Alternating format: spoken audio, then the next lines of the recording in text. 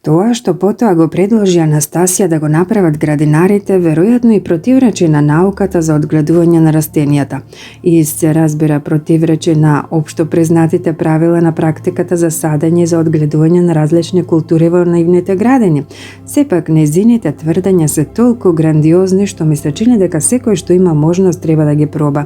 Можеби не на целата парцела, туку само на мал дел, со тоа што освен корист не може да се случи ништо негативно. При тоа многу работи од оние што ги зборуваше таа во своите испитувања веќе ги потврди кандидатот за биолошки науки Н.М. Прохоров. Анастасија тврдеше, секое семе посадено со ваша рака во себе содржи огромен обем вселенски информации. Тој обем не може да се спореди ниту по големината, ниту по точноста со ништо што е вештачко.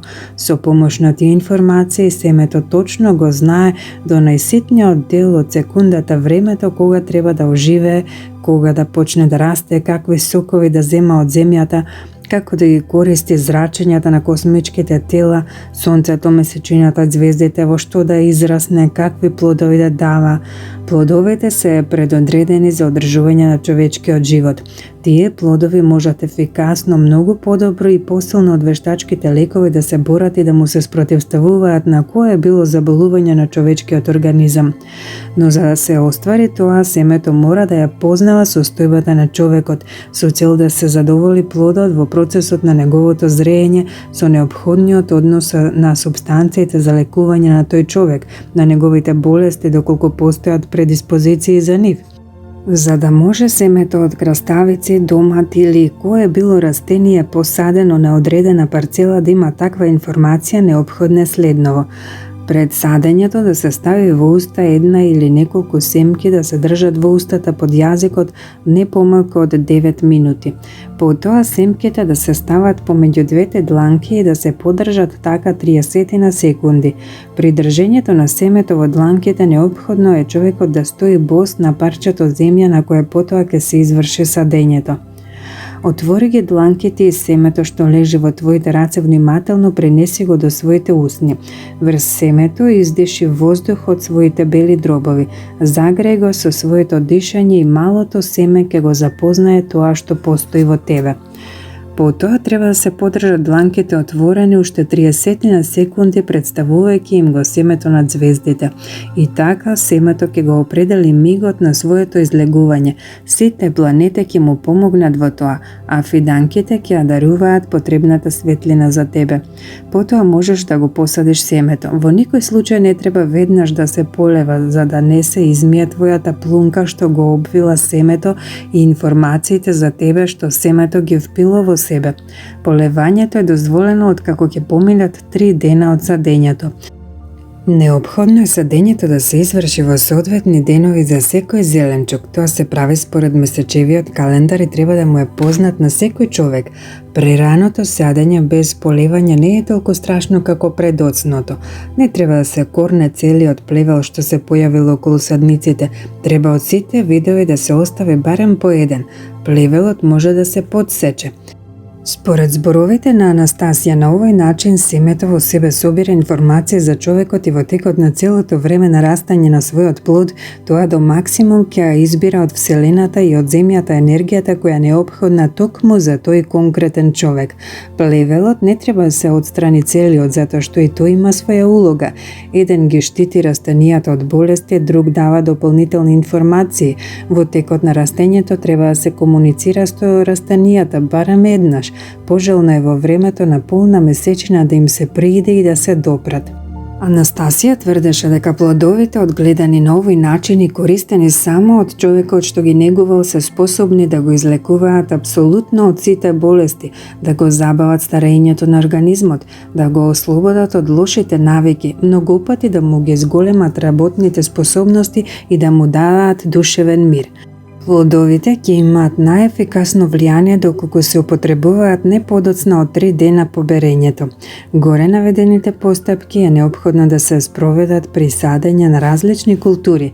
Не е задолжително на тој начин да се посадат цели леи со некое растение, доволно е да има по неколку корени. Плодовите одгледани на овој начин ќе се разликуваат од другите плодови од истата сорта не само по вкусот, доколку се подложат на анализа, тие ќе се разликуваат и по односот на супстанциите во нив. Тие ќе бидат целосно различни.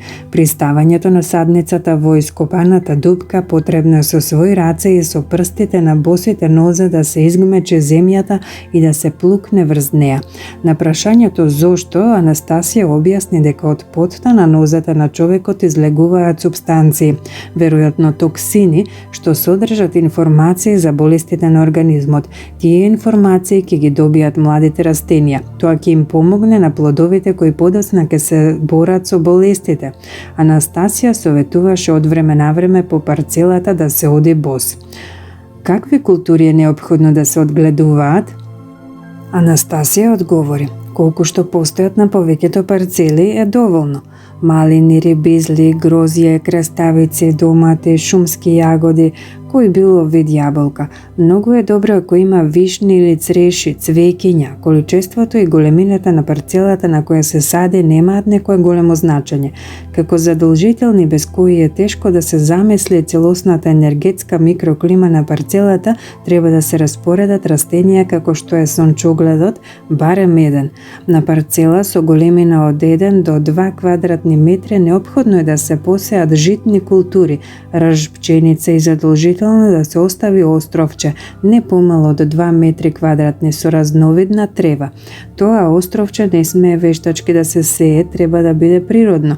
Доколку на својата парцела не сте зачувале различни треви, неопходно е да се донесат од шумата и да се создаде такво островче со нивна помош. Ја прашав Анастасија дали е неопходно садењето на културите на оние таа што ги смета за важни непосредно на парцелата, доколку за доградата недалеко од парцелата тие се веќе посадени. Го добив следниот одговор. Важност има и тоа не само поради разновидноста, туку и поради начинот на нивното садење, непосредната комуникација со нив преку која и се одвива заситувањето со информациите. Веќе ти зборував за еден од начините на садење, оној основниот. Најважно е да се засити делот од природата што те обкружува со информации за тебе. Само тогаш ефектот на лекувањето па и животното обезбедување на твојот организам значително ќе биде зголемен, ќе биде многу поголем од едноставната употреба на плодовите. Во дивата, како што вие ја нарекувате природа, таа не е дива, таа само ви е непозната. Постојат многу растенија со помош на кои е можно да се излекуваат сите болести. Тие растенија се создадени за тоа, но човекот ја загубил способноста да ги препознава и да ги дефинира. И раскажав на Анастасија дека кај нас постојат многу специјализирани аптеки што тргуваат со лековите билки, постојат и лекари и билкари кои професионално лекуваат со тревки, на што таа одговори: постои главен лекар, твојот организам. Тој првобитно бил надарен со способноста да знае која трева е неопходна да се искористи и кога, како воопшто да се храни и дише. Тој е способен навреме да ја спречи болеста пред нејзината видлива појава. И никој друг не може да го замени твојот организам, затоа што тој е твојот личен лекар, даден за тебе лично, доделен лично на тебе од Бог. Ти објаснувам како да му дадеш можност да действува во твоја корист, регулирајќи ги заемните односи со комплекс од растенија од твојата парцела. Тие ќе те лекуваат и ќе се грижат за тебе. Тие самите ќе постават точна дијагноза и ќе подготват специјален, најделотворен лек токму за тебе.